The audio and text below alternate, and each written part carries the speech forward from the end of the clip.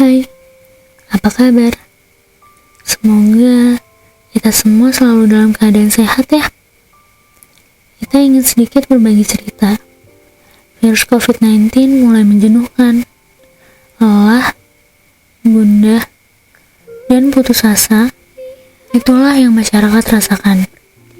Ada kutipan dari koran Kompas bahwa setiap 12 menit ada satu orang di Indonesia yang meninggal karena COVID-19. Bagaimana tidak gundah? Seakan-akan COVID-19 ini telah menjelma sebagai monster yang merenggut kebahagiaan semua orang. Menatap layar seakan-akan menjadi solusi untuk kita tetap saling bertegur sapa. Tapi, itu tidak cukup. Karena nyatanya lebih asik bila melihat raut wajah teman dan orang di sekitar kita. Kondisi perekonomian pun begitu miris. Perusahaan, toko, bahkan tempat wisata tutup sehingga banyaknya para pengangguran. Tak hanya itu, pemerintah sudah seakan asing tak berpihak pada kita. Bukannya mencari solusi, tapi malah membuat suasana menjadi rumit. Negara lain sibuk untuk mengatasi wabah ini, tapi pemerintah kita malah sibuk mengurus hal yang semu, yang membuat masyarakat bergejolak. Contohnya saja, Undang-Undang Cipta Kerja. Katanya kedaulatan berada di tangan rakyat, tapi itu hanya sebagai ilusi saja. Pemerintah masih tetap mementingkan egonya. Selain itu, BPJS semakin angkuh. Di saat keuangan BPJS yang terus defisit, BPJS mempersulit masyarakat yang sukarela ingin mendaftar sebagai peserta.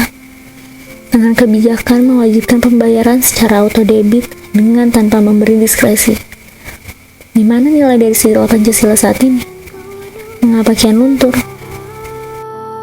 Yang hanya bisa dilakukan ialah berdoa pada Yang Maha Kuasa. Ya Tuhan, kapan musibah ini akan berakhir? Kami lelah, kami bosan. Angkatlah hukuman dari bumi ini akibat kami lalai padamu. Anggaplah cobaan untuk tetap berdiam diri di rumah dengan mempunyai banyak waktu luang merupakan hal yang positif untuk selalu mendekatkan diri pada Tuhan. Karena biasanya kita selalu lalai untuk mendekatkan diri padanya. Kita juga dapat melihat dari sisi lain. Kita masih bersyukur, masih banyak orang di luar sana yang tidak seberuntung kita. Kelaparan, kemalangan, musibah, sudah sepatutnya kita saling merangkul demi kemajuan dan kebaikan kita bersama. Kita dapat turun ke lingkungan dengan membagikan sebagian harta kita. Berbagi canda dan tawa untuk mereka yang ada di sana. Ingatlah kawan, membuat mereka tersenyum adalah ladang amal bagi kita. Tapi, tetap ingat pesan ibu kawan. Memakai masker, menjaga jarak minimal 1,5 meter, dan mencuci tangan dengan sabun atau hand sanitizer.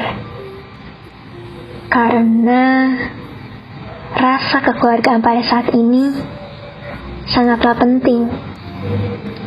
Saling menjaga, bersatu untuk menekan penularan COVID-19 ini.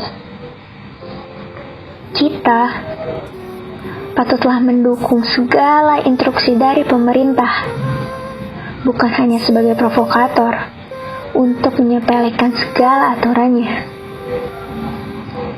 Saling membantu itu indah, agar para tenaga medis dan relawan kesehatan juga dapat bercanda tawa kembali dengan keluarganya. Meskipun gerak-gerik kita dibatasi, tapi kita tetap bisa beraktivitas mendukung pemerintahan. Contohnya dengan ikut menyuarakan pemilu, memilih pemimpin masa depan. Tentunya tetap mengikuti segala ketentuan yang ada.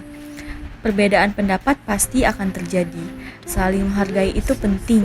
Hidup rukun dan damai adalah hal yang mesti diwujudkan. Janganlah terlalu memaksakan kehendak, karena semua orang punya hak yang sama. Dan semua manusia memiliki derajat yang sama. Tidak ada kata golongan. Jika terdapat korban dengan diadakannya pemilu tersebut, maka kita dapat memberikan beberapa fasilitas kesehatan yang ada. Menyelamatkan nyawa seseorang itu sangatlah penting. Bahkan, itu hal yang utama dibandingkan beberapa lembaran kertas sebagai imbalannya. Janganlah melakukan suatu tindakan tersebut hanya karena melihat dari sisi nilainya saja. Nyawa seseorang tidak bisa diukur dengan apapun. Ingat, Tuhan tidak pernah tidur, dan Tuhan selalu menjaga hambanya yang punya niat baik. Berani bertindak untuk diri sendiri dan orang lain, seperti menekan ego untuk tidak berpergian ke tempat ramai, mematuhi segala protokol kesehatan, merupakan satu langkah penting untuk menekan angka penyebaran dan penderita virus corona ini, agar corona tak pernah singgah lagi di muka bumi.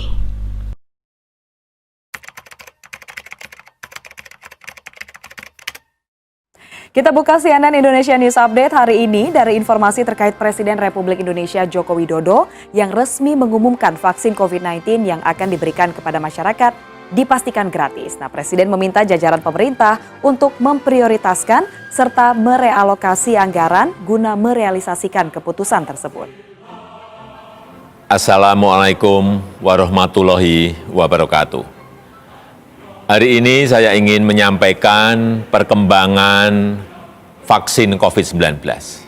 Jadi, setelah menerima banyak masukan dari masyarakat dan setelah melakukan kalkulasi ulang keuangan negara, dapat saya sampaikan bahwa vaksin COVID-19 untuk masyarakat adalah gratis. Sekali lagi, gratis, tidak dikenakan biaya sama sekali.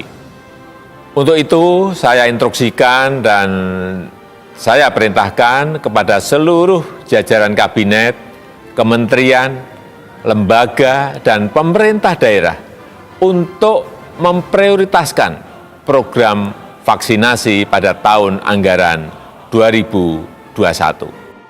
Lekas sembuh Indonesia.